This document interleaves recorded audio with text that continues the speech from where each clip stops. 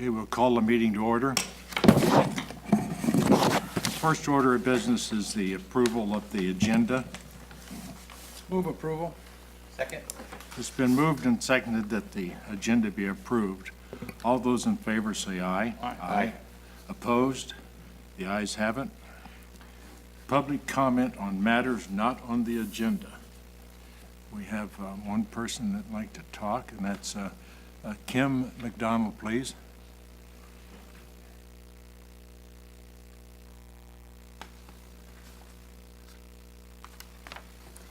Thank you for taking the time to hear me once again, even though I'm still asking for the same thing, accurate information. I am what they used to call dyslexic.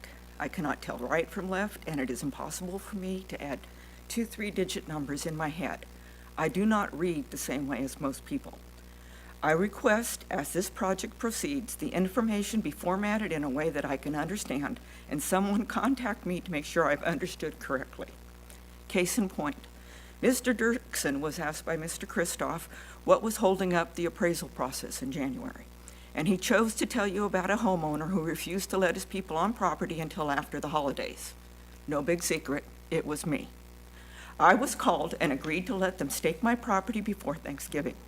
The person who called me 2 days before the agreed upon date informed me that the day after the stakes were put in, the appraisers would be there to inspect my home. No one told me this during the first phone call. It would have made more sense to inform me about the appraisers and then make arrangements for the surveyors. My neighbors informed me that this process had the appraisers in their homes for 3 to 4 hours. I had to call the city and request that someone contact me with the names of the strangers that I was expected to admit to my home. That was in January. I do not think my requesting some respect for my family's privacy at the holidays is the reason the appraisals didn't get released in March and April. I want a simple list that includes all the details of what has to happen before the home appraisals are discussed with the homeowners, and a schedule of when and what happens during the process that removes us from our homes. I can't believe that the people hired to be in charge didn't realize that when paperwork goes from one government agency to another, time doesn't stand still, it goes backwards. Your people seemed surprised that after a second group changed, then passed on some paperwork, the first group wanted to insist on approving the changes. Over and over again, I've been told a couple months. In the original timeline would have had me out of my house over a year ago. Excuse me. This is turning into a nightmare I can't wake up from. A person who works for the state has said, with FEMA and the Army Corps of Engineers involved, it can probably go on for another 4 years. And it would be worse if Fish and Game and environmentalists decide that they need to have a say too.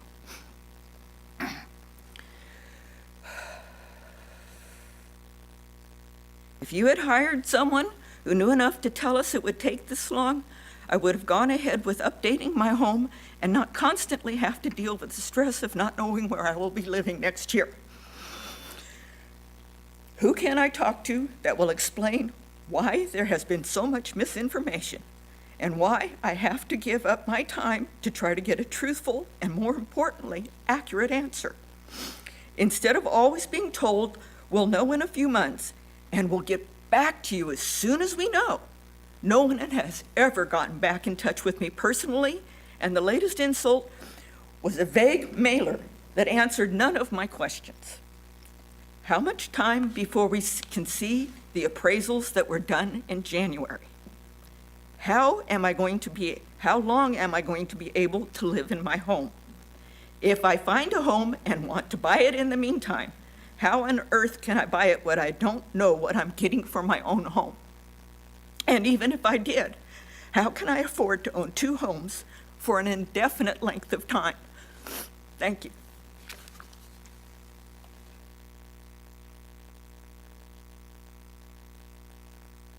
Thank you, Kim.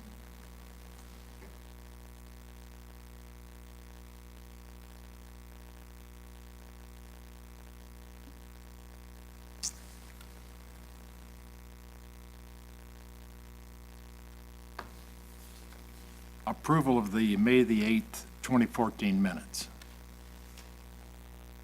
Move approval. Second, but did we ever receive a copy of the minutes? I guess I just didn't print it off, so, but, I had a copy of it right here. You know, while we're getting that, somehow I didn't. you know, Kim's comments, I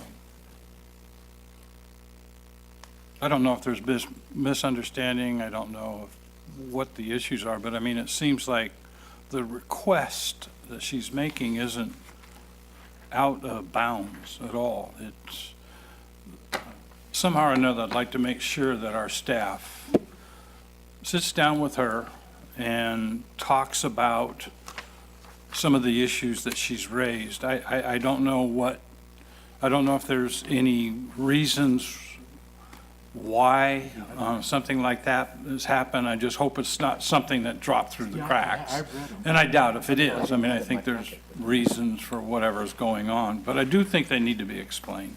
And if we don't know the time frame, hey, we just own up, you know. We don't know what the time frame's going to be as far as the purchase of these homes and all of that. We can probably tell them what we've done as far as an assessment goes, as far as how much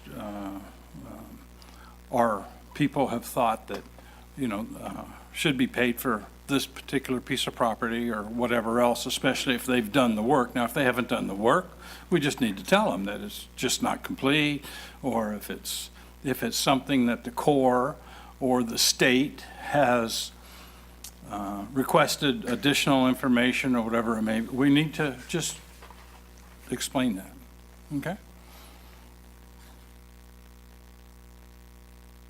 Our communication needs to be improved. That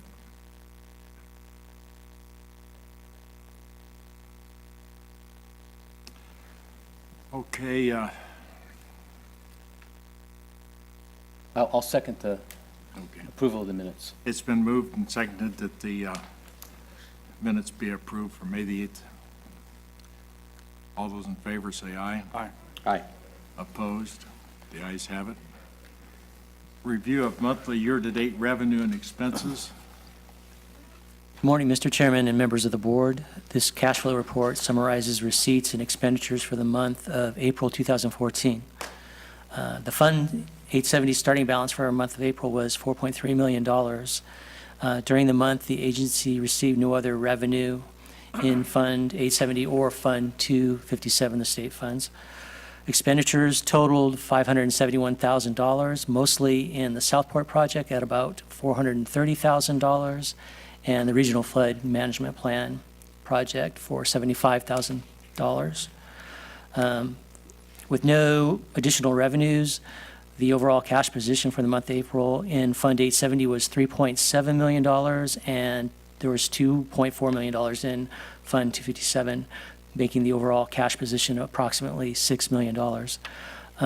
Tom Ramos caught an entry error in this month's report, and a $265,000 entry was miscoded to California Landscape. It should have been to HDR.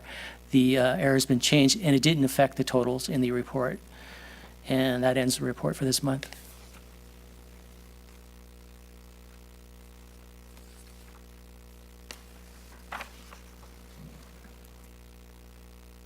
Along that line, we received a letter from the Government Finance Officers Association, and they are pleased to notify you that your comprehensive annual financial report for the fiscal year June the 30th, 2013 qualifies as a certificate of achievement for excellence in finance reporting. I do believe we have the WSAFCA treasurer and budget manager here to speak to that point.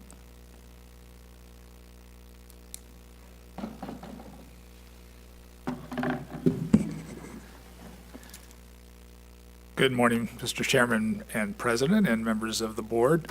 As you've indicated, I'm pleased this morning to be able to present to the board the Certificate of Achievement for Excellence in Financial Reporting for the agency's comprehensive annual financial report, known as the CAFR. The Certificate of Achievement is the highest form of recognition in the area of government accounting and financial reporting, and its attainment represents a significant accomplishment by the West Sacramento Area Flood Control Agency. I want to take this opportunity to thank Mark Zolo, obviously, of the flood staff, who's been tremendously helpful in making sure that we get this recognition. Nitish Sharma, our budget manager, who's my right-hand finance person in the Administrative Services Department. Obviously, the board for its leadership and the rest of the flood staff.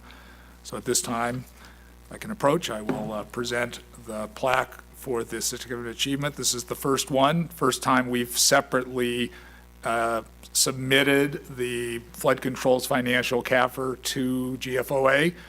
The city has been doing it as a combined effort over the years, but we're very pleased to present this. We think this represents a significant achievement by the agency.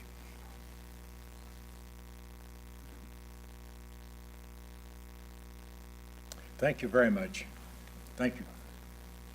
I think we owe a lot of this to the young man sitting over there, and the people sitting over here. We definitely do. It's quite an honor to have it at this time. Yeah, I'll just chime in just a little bit. I'd certainly like to thank Mark and Nitish, and of course Phil for overseeing the department. This is a big thing, especially for the people in finance. It's not like they get a lot of recognition or make a lot of decisions and all this other kind of stuff, but when you have somebody audit the work that you do, and then we receive this kind of an award for that kind of work, it is a big thing. It really is. And it just goes a long way to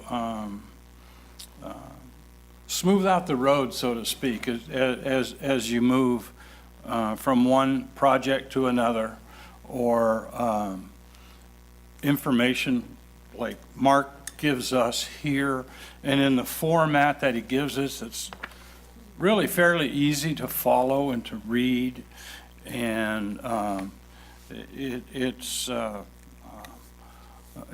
really a feather in our cap that we have such a good staff to follow up on those things. I mean, you know, what we do up here is sometimes controversial, sometimes there's a bump in the road, sometimes you know, all those kinds of things happen, but at the same time, I hope and think that the public thinks we're really trying to do the best that we possibly can. And these people supply us with information as far as budgets go, and as far as expenditures and cash flow. And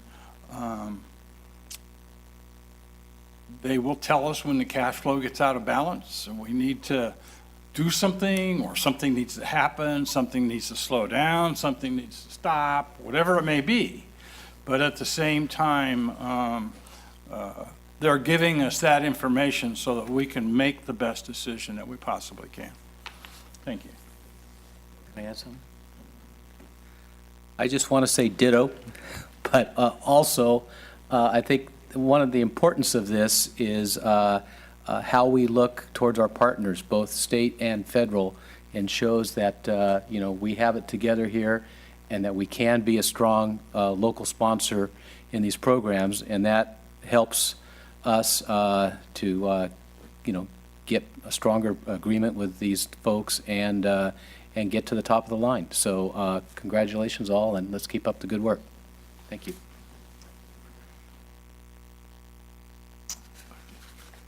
Okay, the consent agenda. Move consent? A second. Moved and seconded on the consent agenda. All those in favor say aye. Aye. Aye. Opposed? The ayes have it. Regular agenda, consideration of contract amendment number 2.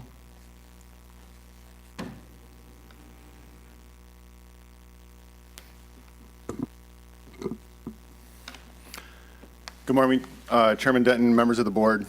I'm here to bring a contract amendment to SES Engineers contract for environmental services. These Phase 2 environmental assessment services are necessary for us to better understand some impacted soils that we found at the base of the levee just south of Linden Road. Unique to this particular agenda item is that we're also asking for a $20,000 appropriation for environmental legal services. On the advice of WSAFCA's attorney, we're asking for that appropriation and specialized services to help with cost recovery of the investigation and, if necessary, remediation services for these impacted soils. Just want to let you know that we have been in contact with the State Water Board, the above-ground storage tank program. That's what this site would fall under. This is a former tank farm that operated, it appears to be a former tank farm from the 50s to the 70s. We're not certain that that's where the contamination emanates from, but we're trying to work through that process. We'll continue to coordinate with the state relative to their requirements in terms of finding impacted soils, and to ensure that we're able to keep on the construction schedule which we've laid out. If you have any questions about this, I'm open to your to listen or to your respond to your questions. No? With a potential contamination site, and with the past tank farm operation, can we go back that many years to see if there is some liability from the tank farm, whatever it is? I mean, there's no statute of limitations, or there's none of those other kinds of things that, Well, right. So relative to this particular circumstance, going back to the 50s, I don't think is an issue. The state statutes have a fairly broad and long reach of looking at potential responsible parties for contamination. We've done a chain of title to know that Time Oil was an owner. So we know, and there's been 4 owners since then. All of those owners will be in the chain of being required to respond to whether or not they had some involvement or any knowledge of these impacted soils. because the only one I remember is Time Oil. But I don't remember any of the others that followed after that. It's, No, it appears that the whole farm was decommissioned, you know, the tanks were removed, and Sure. and for 30 years, nobody knew anything was there. Or okay. In your memory, was there anybody there before Time Oil?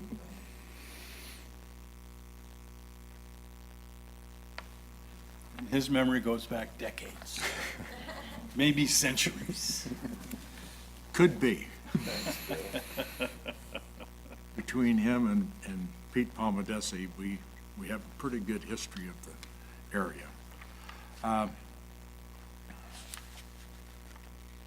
Being no further questions on this. I would make a motion for approval of the contract amendment Second it. as stated. Been moved and seconded that the contract be approved. Consideration of contract amendment number 2 for SCS Engineering for Phase 2 assessment services in support of the Sacramento River Southport Early Implementation Program project. All those in favor say aye. Aye. Opposed? The ayes have it.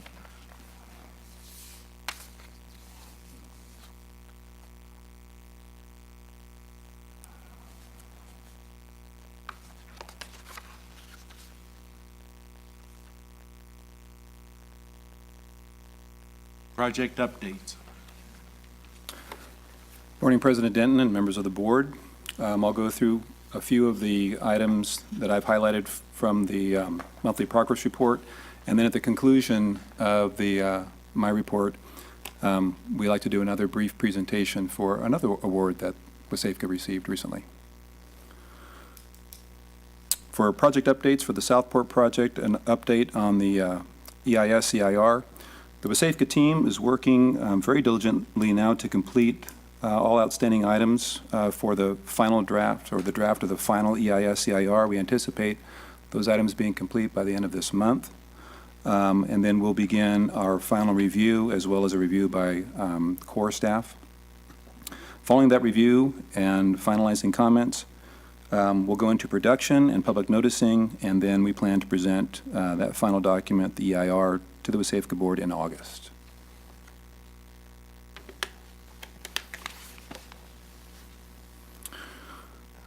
Also in support of the Southport project, the biological assessments have been revised and also combined per request of the Corps with the biological assessments for the GRR.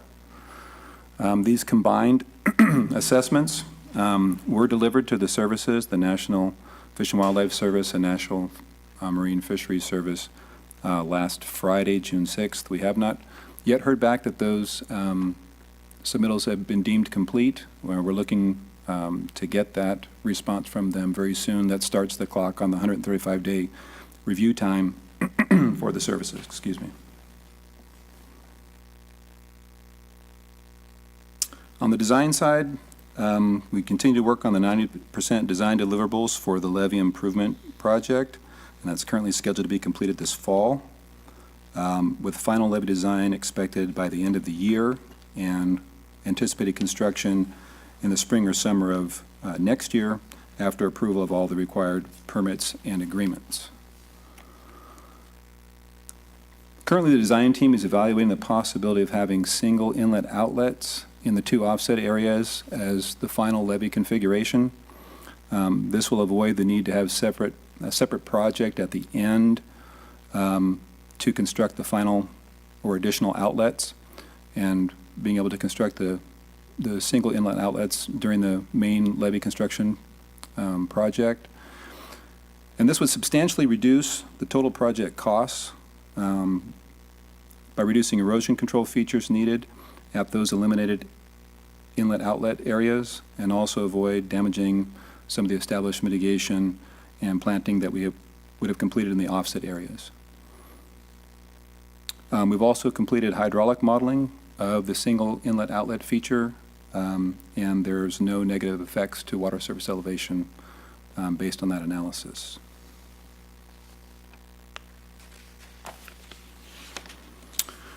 The general reevaluation report. So, as you know, back in May, we reached a significant milestone where we received concurrence from headquarters to release the public draft of the GRR.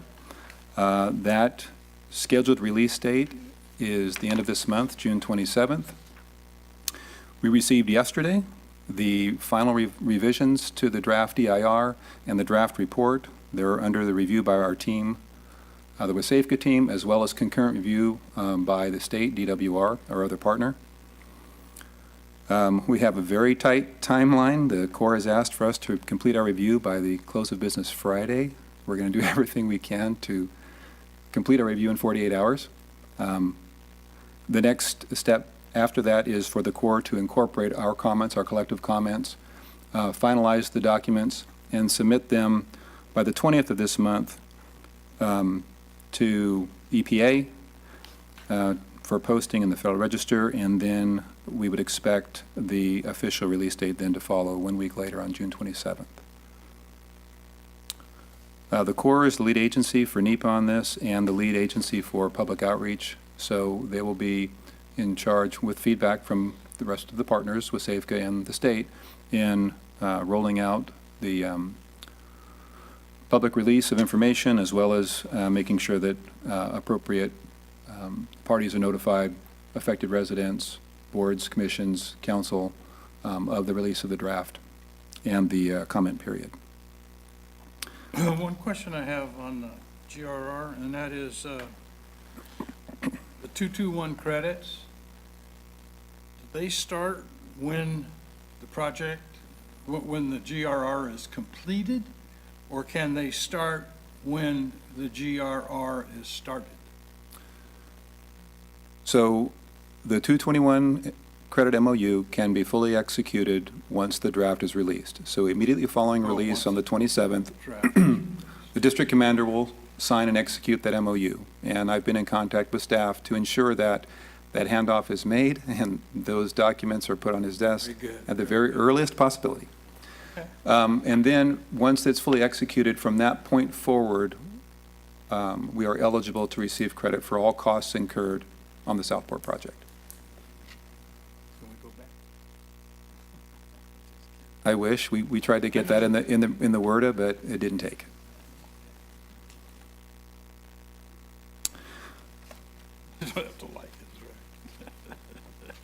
And as I mentioned earlier, the combined review by the services and the biological assessments is ongoing right now for the GRR as well, in conjunction with the Southport project. For the Rivers Erosion site, the supplemental information that was circulated, that comment period ended June 3rd. I have not received any notice of any additional comments that, based on that supplemental review. And we hope to bring that project to the board next month for approval. And we're currently working with Central Valley Flood Protection Board as well as the Corps to obtain the necessary permits to go to construction later this fall. Under emergency preparedness, as you will recall, we had put out a request for proposals to consulting firms to prepare a flood emergency response plan and evacuation maps. 8 submittals were received. They're currently under review by city staff as well as WSAFCA staff, and we will anticipate taking a recommendation to the city council for their approval at the July meeting. And lastly, under the Regional Flood Management Plan, our region's plan, the Lower Sacramento Delta North Flood Management Program staff presented the final draft Flood Protect Plan, which included the Regional Improvements Report as well as the financing plan and the project prioritization that was presented to the Joint Admin Committee as well as the coordinating committees. And we anticipate that plan being finalized end of this month or early July. We've also received approval from DWR to use contingency to do some additional public relations as well as some integrated water management plan advancement as part of that planning effort. And that concludes my summary of the items of note, anyways, in the progress report. Happy to answer any other questions. Real estate services, you didn't talk about that anything, but based on Ms. McDonald's comments and the fact that the process to be able to start giving offers and appraisals to homeowners has been delayed, and I understand probably the primary reason has been the delay in getting the environmental document approved, but could yourself or Ralph or someone please kind of explain the process of when we will be able to, present offers to homeowners? Sure.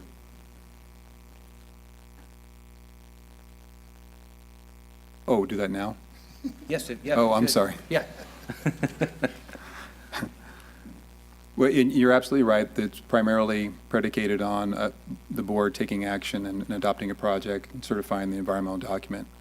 Until that milestone is reached, we can do advance work to do preliminary appraisals and do a lot of the groundwork, the surveying and such in support of that. But in terms of making official offers and doing official negotiation, it really can't take place until we actually have a project. So that's really the crux of the thing. And as the timeline has slipped on the environmental document, so has the appraisal process. Is the concept of giving ballpark figures or something of that nature, is that a possibility, or is that something that we need to follow the process? Well, we are on a path now to bring the environmental document to the board in August. Immediately following certification, we will be working in earnest with property owners for their certainty and their peace of mind, as well as moving the project forward towards construction next season, so. I think it would be an advantage if you would, next letter that we send out to the general public pertaining to this item, that we put the information in there as to what's happening as we go through, so that they're up to date with the problems that we have in being able to accomplish the final appraisal and all of that type of thing. I think it would just help. We have to improve our communications with everybody. I don't think Kim is the sole person with the problem. I think there's other people who probably have that same thing. Okay, anything else, Bill? I think he's got. Well, you've got a presentation coming up. Yeah, I know, I just want to get this done, okay? All right.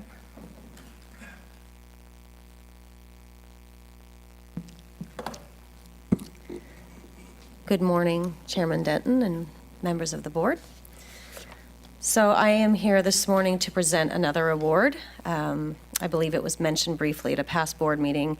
Christine from my office and Greg recently accepted the 2014 Media and Outreach Award from the Association of State Floodplain Managers for the outreach during California Flood Preparedness Week late last year, which we implemented.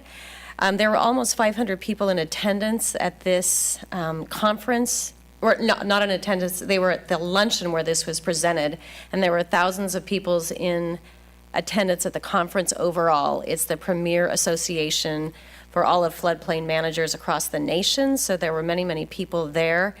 And this year, in keeping with a lot of prominent organizations who have received this award in the past, PBS, the Sacramento Bee, the Weather Channel, and then actually the New Orleans Times have also received this award, so it's very prestigious for you to be receiving this award. And as you know, when we did the Flood Preparedness Week last year, we were rolling out your new It's Up to Us slogan.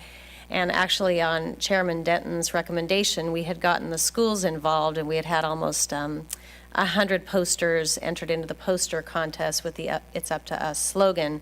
And we're going to be able to use those posters in this year's campaign that we are going to be implementing. And so we had media relations activities, we had the supermarket sweep activity that we had, which received a lot of publicity. We did the work with Washington Unified, and we had a lot of other activities to start this year, and we'll just build upon this in the coming year's campaign and do everything better to reach out to the community. It's a little challenging to be getting people to focus on flood during a drought, but we want to always keep it top of mind, so we'll be working on that in the coming year. So anyway, thank you so much.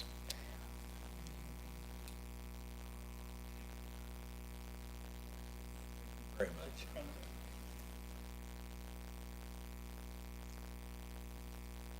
Very good. Just to follow up just a little bit, I too would like to thank our mayor, Christopher Cabaldon, and for appearing in one of the briefs and things that Crocker and Crocker has really sort of guided us through from a PR perspective. And also like to thank Chris Ledesma, our vice mayor, I think, at the time, for the work that he did with the kids and the shopping and all the other kinds of things that went on that were also, it was a PR project that was really sort of designed by Crocker and Crocker. And it's very rewarding to have the kind of recognition that we receive nationally because of that. So hats off to a couple of the other folks that aren't really involved with the flood stuff on a month-to-month basis, but they're very concerned about the flood issues that West Sacramento faces, and they're very concerned about, the different flood issues or water issues and things that the city of West Sacramento has because in essence, we are sort of an island. And there are some FEMA issues that we have to deal with. And the rest of the city council, especially along with the RD 900 board and 837 board, have really tried to address and tried to make our community as safe as we possibly can. And it's, like you say, it's very difficult to get people really focused on flood issues and things when we're in a 3-year drought. I go to the grocery store and talk to people, and people stop me and ask me about it, and this and that, and it's something that's really it's not on their mind, it's not on their page until the storms start. And when that happens, then of course the awareness really goes up. But at the same time, it's good that we do the planning that we're doing, and we're plugging along. We're doing what we can do, maybe not as fast as some people would like, but I mean, I hope everybody realizes that when you deal with federal and state and our own internal bureaucracy, things have a tendency to really sort of slow down, and it really does make it pretty tough sometimes. Thank you. Very good. Being nothing, anybody have anything else on the agenda? I hope. Meeting's adjourned.